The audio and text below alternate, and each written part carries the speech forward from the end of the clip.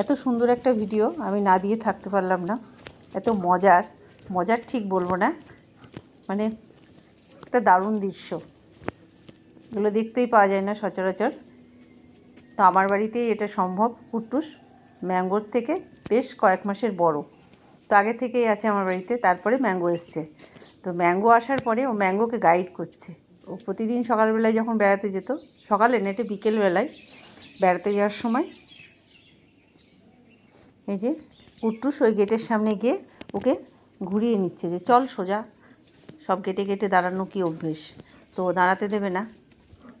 এই যে দৌড়াচ্ছে, ম্যাঙ্গো একটু জোরে দৌড়াচ্ছে, কুট্টুস পাচ্ছে না, তবুও গিয়ে পায়ের মধ্যে ঢুকে বাধা দিচ্ছে।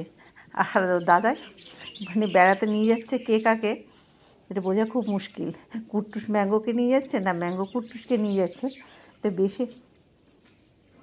আর দাদাই তো কোনো ভূমিকাই নেই এখানে, ওরা ওরা পাত্তাই দিচ্ছে না, নিজেদের মতো যাচ্ছে, ওর গায়ের উপর চেপে যাচ্ছে। মানে আমি ভিডিওটা দেওয়ার সময় তো হাসতে হাসতে মানে পেট ব্যথা হয়ে যাওয়ার মতো অবস্থা।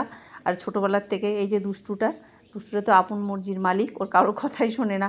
আর যাবে যখন সব গেটে গেটে শুনবে। আর এখন তো নিয়ে যাওয়া যায় না, এত দুষ্টু, গেলেই দুষ্টুমি করে রাস্তার মধ্যে, বাড়ি ফের আসতে চায় না, রাস্তায় বসে পড়ে, মানে এত দুষ্টুমি করে, সেই জন্য আর এখন নিয়ে যাওয়া যায় না। তো কেমন লাগলো ভিডিওটা? যদি ভালো লাগে অবশ্যই সাবস্ক্রাইব করে পাশে থাকবেন। ভালো থাক।